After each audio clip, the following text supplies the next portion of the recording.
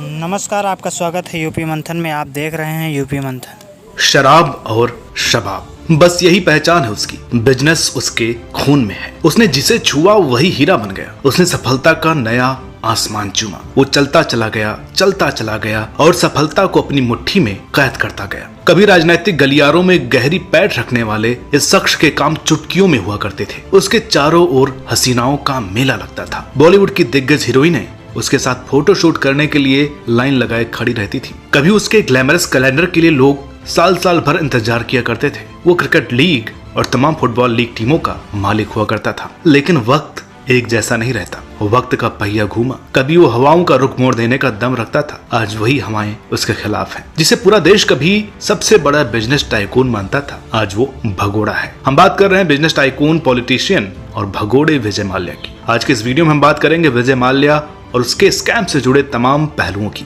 Narad TV की खास श्रृंखला द ग्रेट इंडियन स्कैम्स में।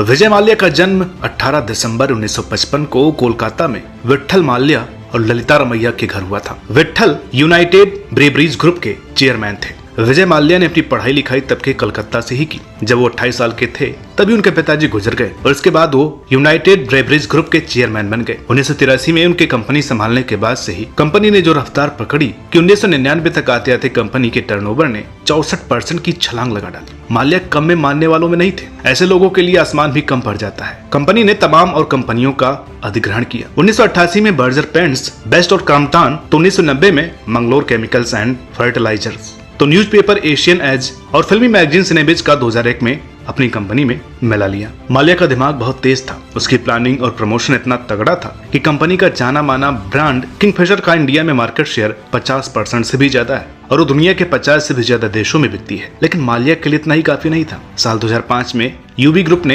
एयरलाइन सेक्टर में एंट्री ली और अपनी एयरलाइंस का नाम रखा अपने बियर ब्रांड के नाम पर, किंगफिशर एयरलाइंस। ये एयरलाइंस माल्या का सपना था जिसके जरिए सफलता की नई ऊंचाइयां छूना चाहता था। इस एयरलाइंस ने शुरू से ही जो लग्जरी और क्वालिटी सर्विस अपने ग्राहकों को दिए, जिसे देखते ही लोग उसके दीवाने हो गए। लोग बाकी एयरलाइंस की फ्लाइट कैंसिल करा करके किंगफिशर में जर्नी करने लगे। बहुत ही कम समय में किंगफिशर भारत की सबसे बड़ी और चहेती एयरलाइंस बन गई। लेकिन अभी भी माल्या का मन नहीं मान रहा था। असल में नियमों के तहत कोई एयरलाइंस तभी इंटरनेशनल फ्लाइट ऑपरेट कर सकती है जब वो कम से कम 5 साल पुरानी हो। लेकिन माल्या हार मानने वालों में से नहीं था। उसने खस्ता हालत में चल रही डेक्कन एयरवेज खरीद ली और उसे किंगफिशर में मिला लिया। अब किंगफिशर बिना किसी रोक टोक के इंटरनेशनल उड़ानें ऑपरेट कर सकती थी। इसमें कोई दोराय नहीं कि बाजार में कंपनी की रेपुटेशन जबरदस्त थी, लेकिन उसकी बैलेंस शीट उतनी ही कमजोर थी। यानी सब कुछ वैसा नहीं हुआ जैसा माल्या ने सोचा था। कंपनी लगातार घाटे में जाने लगी और 2011 तक आते आते किंगफिशर का घाटा बढ़कर $880 मिलियन तक जा पहुंचा। उसके आधे से ज्यादा एयरक्राफ्ट खड़े हो चुके थे तो कर्मचारी